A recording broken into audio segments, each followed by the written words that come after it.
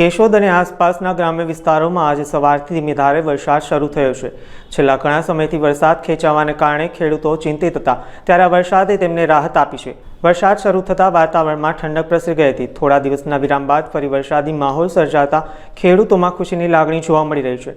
આ વરસાદ પાક માટે અત્યંત જરૂરી હોવાથી ખેડૂતોએ રાહતનો શ્વાસ લીધો છે।